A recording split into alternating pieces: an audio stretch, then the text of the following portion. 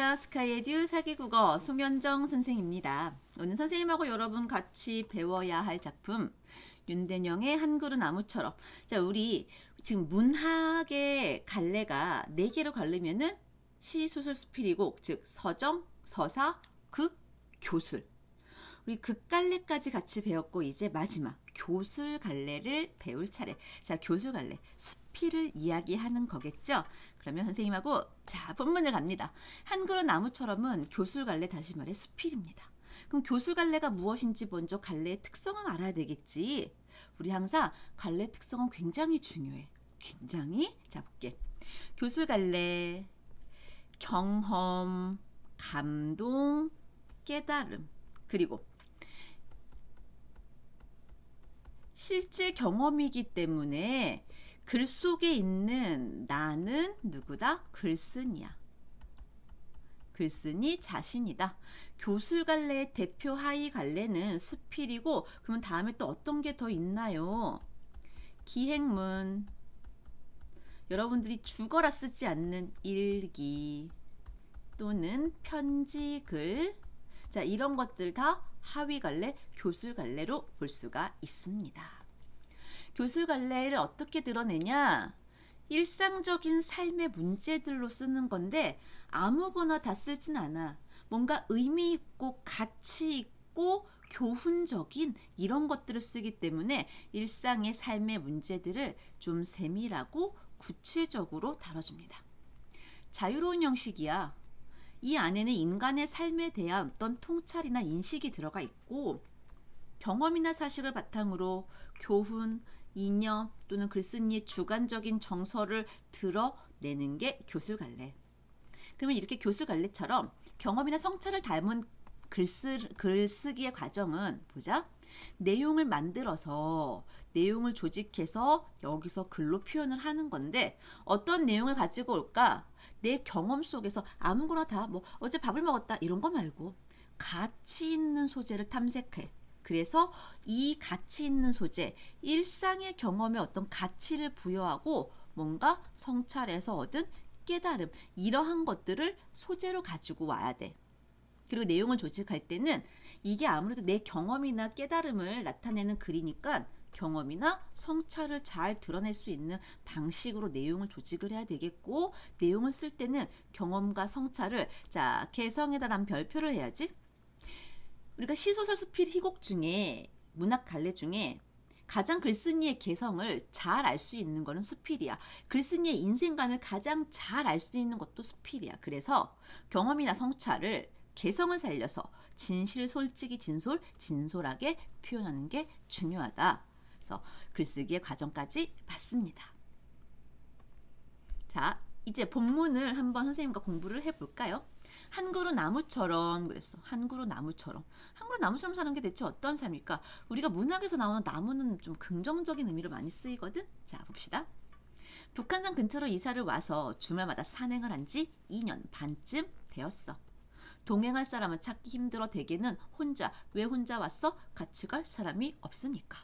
처음에는 적적하다가 좀 외롭다, 심심하다, 쓸쓸하다 이러한 말인데 처음에는 적적했어. 그런데 습관이 되니까 오히려 뭐가 좋아? 혼자 가니까 생각할 시간이 많아. 이게 혼자 가는 산행의 장점이야. 몸과 마음이 더욱 맑아지는 느낌을 받아. 말을 주고받을 상대가 없으니까는 사물을 보게 되잖아. 사물의 미세한 변화가 눈에 잘 들어온다. 그리고 약수터에 혼자서 보내는 혼자만의 시간은 이제는 아주 소중하고 아주 내 삶에 아주 가득하게 다가옵니다. 이게 주말에 홀로 산행을 하면서 주변을 이제 관찰하면서 적은 수필이기 때문에 이 주변의 모습이 나와 있고 그리고 자신의 생각이 이렇게 나와 있는 거야. 지금 내가 살고 있는 정릉에서 일선사 방향으로 올라가잖아? 2개의 약수터가 진짜 있대. 일선사는 옛날에 시인 고은 선생이 잠시 머물렀던 곳으로 경내 그 지역 일정 경계 안에 서잖아. 그런 성북구가 한눈에 바라봐. 자, 성북구가 한눈에 보이는 게 바로 요 일선사 근처의 약수터의 그 경치예요. 올 봄부터 나는 계속 이 길로 다녔는데 늘 2번째 약수터에서 잠시 숨을 고르고 잠깐 쉰 다음에 더 이제 나아가서 내쳐 오르곤 했어. 그런데 어느 날 약수터 옆에 서 있는 참나무 한 그루, 자, 이게 지금 내 경험이야. 의미 있는 대상 여기에 있는 거야. 내 눈에 들어왔어. 인연이란 참 묘해. 하필 나무에 박혀있는 녹슨 대못, 이게 바로 참나무를 보고 가장 내 눈에 띈 거야. 올해는 누군가 바가지를 걸어놓기 위해서 박아 놓은 것 같아. 그 약수터 근처니까. 손으로 빼보니까 안 빠져. 손으로 빼낼 수 있는 재주가 없어. 그대로 두고 왔는데 두고 그 대못이 가슴에 남았다라고 하는 게 그게 계속 신경이 쓰인 거지. 주말에 나는 배낭에 장돌이라고 해서 왜 이렇게 못 빼는 그런 망치같이 생긴 거야. 챙겨가지고 약수터로 갔어. 녹슨 못을 빼내고 나니까 마음이 그렇게 후련해. 뭔가 의미가 있지, 그치? 대못을 빼냈다는 거 그 자체만으로도. 그 나무와의 인연은, 자, 인연이 그렇게 시작됐다라고 해. 바야흐로 4월이 되면서 참나무는 연두빛의 아름다운 잎을 가지마다 무성하게 토해내고 있었어. 막 잎이 막 자라고 있구나. 그 후로 나는 그 참나무를 보기 위해, 아니 보고 싶어서 산에 오르는 기분이 들었어. 자, 내가 왜 참나무 보고 싶냐고? 마음이 심산, 자, 어수선할 때, 남에게 무심코 막 아픈 말 해가지고 남 아프게 할 때, 그럴 때마다 그 나무를 보러 올라가곤 했대. 그러니까 내가 뭔가 마음이 불편할 때 올라간 거야. 그럼 나무는 언제나 그 자리에 있었고 내게 시원한 그늘을 내주고 때때로는 미소를 짓거나 무엇라고 말을 건네오는 것 같았어. 뭐라고? 네가 무슨 말? 네가 그 못을 빼주지 않았으면 나는 계속 여기가 옆구리가 아팠을 거야. 이런 말을 건네는 것 같기도 하고 내게 가끔 위로의 말을 전해주기도 했어. 자, 내가 언제 나무가 보고 싶다 그랬어? 내 마음이 뭔가가 불편하고 힘들 때였지. 어떤 말? 힘든 때일수록 한결같은 마음을 갖도록 노력해봐 라는 이 위로의 말을 건네는 것 같았대. 나는 나무에게 위안을 얻기 때문에 내 마음이 힘들 때마다 그 나무에게 갔던 건가 봐. 나는 그 나무 아래 앉아 커피도 마셔, 책도 읽어, 사거나 김밥도 먹어. 여름 한철을 나는 주말마다 새로 사귄 친구를 만나러 가듯 그렇게 설레는 마음을 안고 산으로 올라갔어. 그럼 이 참나무는 나한테 설레는 마음을 갖게 돼. 다시 말해 참나무는 나에게 어떤 존재가 되었어? 의미 있는 존재가 되었구나. 우리의 옛 신화를 보면은 우주나무라고 하는 게 있어. 지상과 천상을 이어주는 나무가 우주나무야.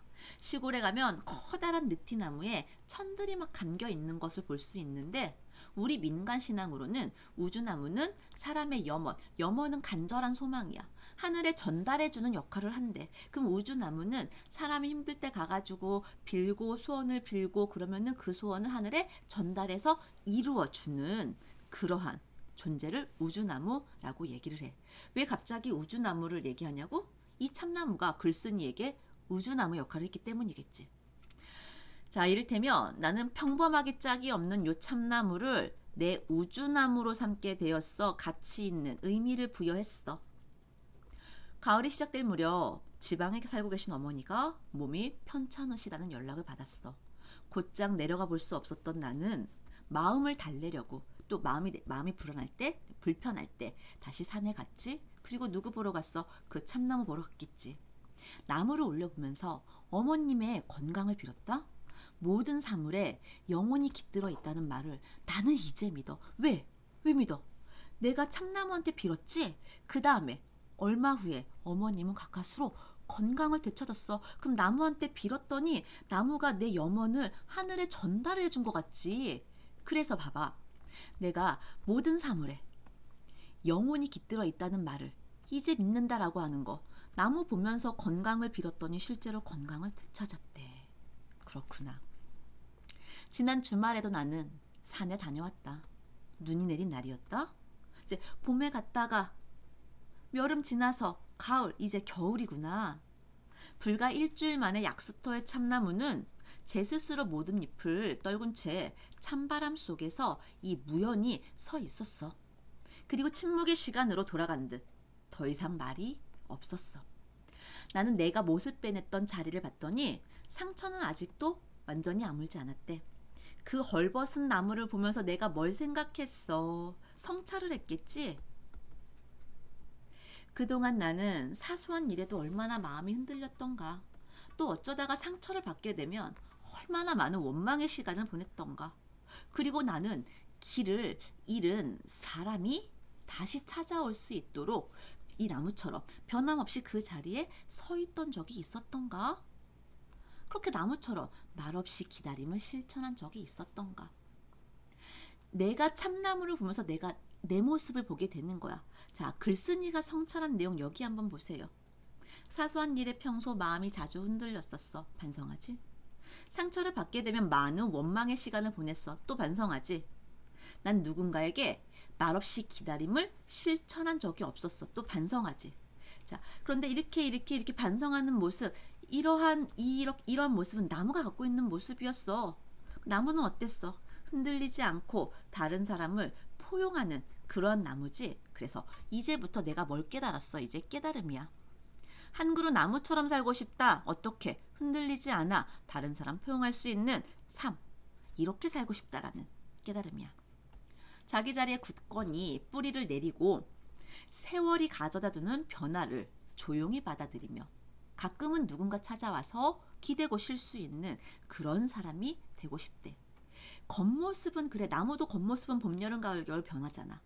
겉모습은 어쩔 수 없이 변하더라도 속마음만큼은 변하지 않는 사람이 되고 싶어. 그럼 지금까지 내가 그렇게 살았다? 아니, 못 살았기 때문에 이러한 사람이 되고 싶다라고 나는 지금 다짐을 하고 있고 깨달음을 갖고 있는 거야.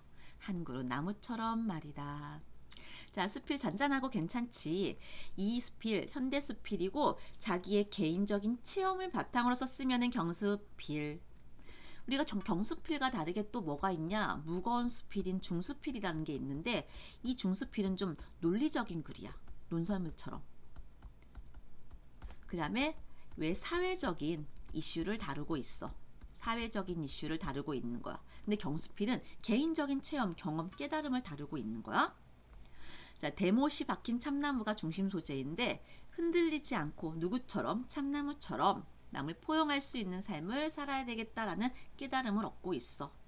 글쓴이는 산행을 통해서 참나무를 만나 자신의 경험과 성찰을 통해서 이렇게 살고 싶어라는 삶의 의미를 표현하고 있고 일상에 대해서 이게 섬세한 관찰이 있었기에 가능했겠지. 자, 그 다음 거 봅시다. 아까 봤었던 교술갈래 특징은 선생님이 한 번 더 이야기했어. 왜? 중요하니까. 교술갈래는 일정한 삶의 문제들을 세밀하고 구체적으로 다뤄야 돼. 왜? 그래야지 깨달음도 얻을 수 있겠지.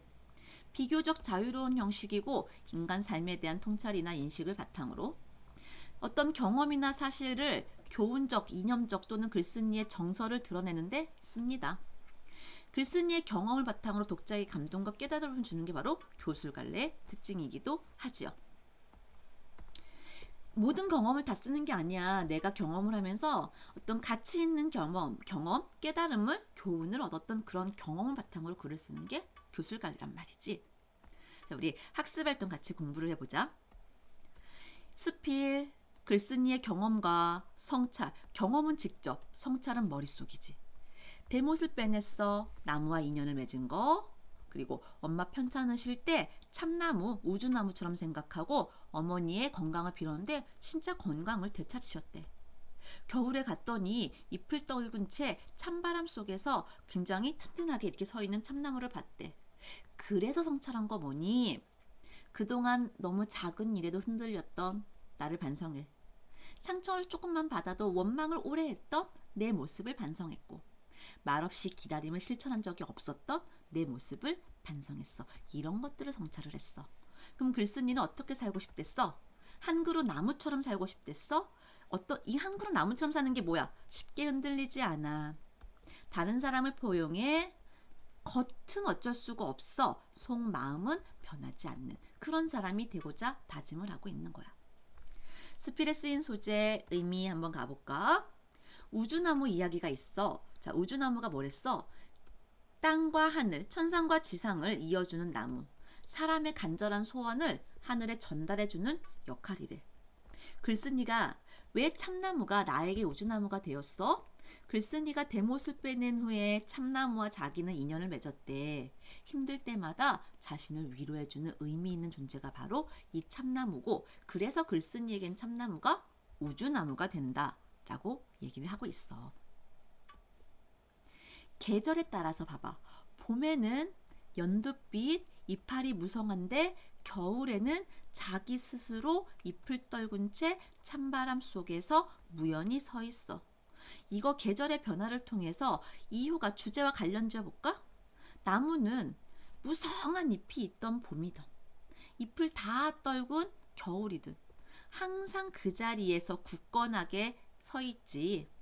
흔들리지도 않고 내가 언제나 찾아가도 똑같은 그러한 마음가짐을 가질 수 있게 해주기 때문에 흔들리지 않아 다른 사람을 포용할 수 있는 삶을 이 나무를 통해서 내가 살고 싶다라고 하는 것을 이야기하고 있는 거야. 수필의 특성 한번 가볼까? 여기 한번 가볼게. 형식 자유로워요. 그렇죠. 수필의 특성 이거 별을 이렇게 띄워놓을게. 잘 봐라. 형식은 자유로워. 그래서 우리는 수필을 무형식의 형식이야. 그렇다고 막 쓸 순 없잖아. 자유로운 형식을 가지고 있어서 무형식의 형식이래. 실제 글쓴이가 직접 경험, 내가 내 마음을 자기 고백, 그래서 개성이 잘 드러나고 독자는 이걸 읽으면 감동이나 깨달음을 얻을 수가 있다라 그랬어. 한 편의 수필을 써보자. 이거는 여러분들이 그냥 한번 읽어보시고요. 그냥 읽어보시면 됩니다. 자습서에 있는 거. 이것도 뭐 그냥 평가하는 거니까 수필에서 보세요. 평가 기준이야. 그럼 수필이 필요한 건 뭐야? 경험은 경험인데 가치 있는 경험이어야 되고, 경험이나 성찰이 진실하고 솔직하게 표현이 돼야 되고, 개성이 잘 드러나야 되고, 이런 것들을 표현함에 있어서 구성이 잘 되었는지 확인을 해야 됩니다. 네. 됐죠? 자, 여기까지가 이 글의 마지막이었고, 우리 이 글은 수필, 다시 말해 교술갈래였어. 우리 교술갈래가 갖고 있는 갈래상의 특징 꼭 기억하라고 선생님 별표를 쳐줬습니다. 그리고 이 수필에서 글쓴이가 경험과 이 경험으로 인한 어떠한 깨달음을 얻었는지, 한 그루 나무처럼 살아가는 삶은 어떠한 삶인지 우리 머릿속에 다시 한번 정리하고 가도록 하겠습니다. 자, 공부하느라 고생했고요. 자, 잠시 후에 그 소단원 평가, 그 평가 문제집에 있는 거, 그 문제 풀고 오세요. 선생님과 같이 답을 맞추도록 합시다. 자, 이따 봅시다.